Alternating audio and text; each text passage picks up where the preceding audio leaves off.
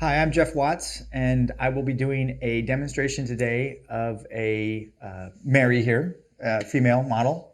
And it's going to be approximately a 3-hour painting, maybe a little more than that, but roughly that's what we're going to try to keep it as.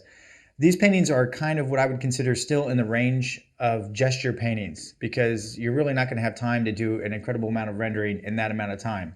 What we're going to look for, obviously, is accurate drawing first. Then we're going to work into laying in abstract color and building up, the spatial relationships of your lights and darks and middle values. And I'm going to probably establish my lightest light and darkest dark fairly early, work the painting up, finesse the edges, and come to a complete statement or somewhat complete statement in that amount of time. So we need the mandible, jawbone turning at the same place. We need the cheekbones turning at the same place. And we need all of our axes to remain consistent with the initial tilt which we established across the eye line. The brow, across the eyebrow is probably the easiest place to see a tilt if it's to left or right. We've got a slight 3/4, meaning the head is moving out of straight on and moving away from us. It's not a profile, it's not straight on, it's a 3/4, subtle 3/4. I mean, it really is easy to become cynical or more jaded or more, this is the style, this is the best way, this is the only way, this is the way it works. I just hate those dogmatic kind of straight, I just think it really limits your ability to open up and say, hey, there's options out there.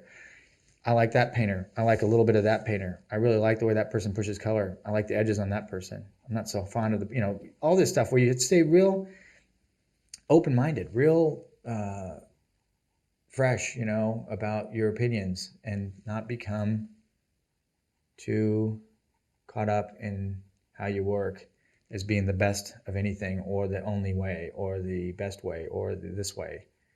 Lots of right ways to put paint on a canvas, lots of great styles, lots of great people in different camps that have come before you that are fantastic painters, and you should respect that, and I think take your hat off to all those different things and just be real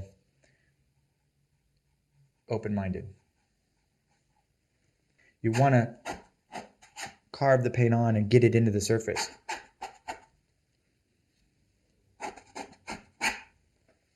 Every shape is either going to be straight or it's going to be curved. It's going to be an S curve or a long S curve or a tight C curve or a straight.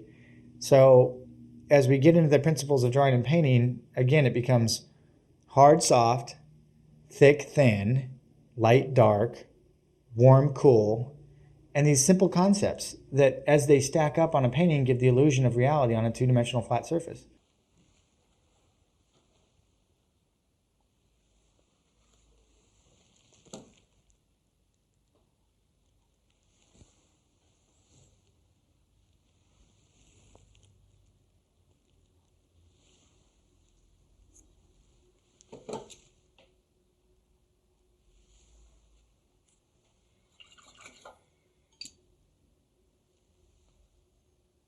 So what I do is just keep,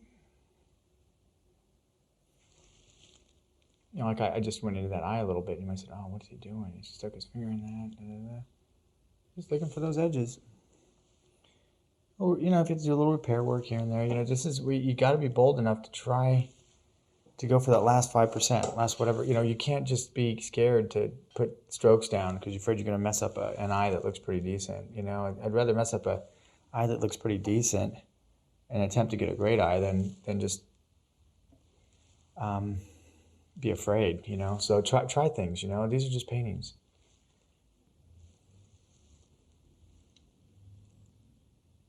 You guys are probably asking me how long it was going to take me to get rid of that.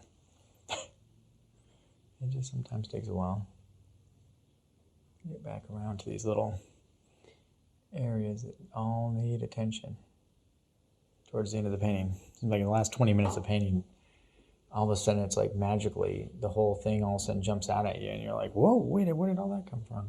So it's odd how that seems to work that way.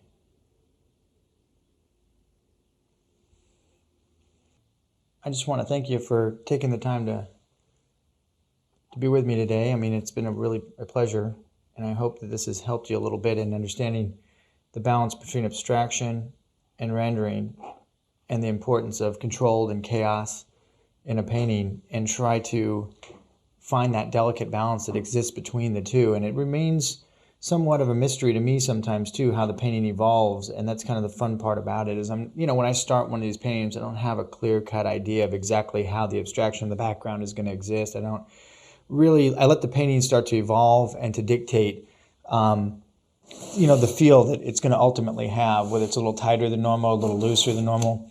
And I just try to feel my way through the painting and try to stay as honest with my approach as possible. So hopefully these principles didn't confuse you, but hopefully they help to show you another option in starting an alla prima wet into wet painting and bringing it up.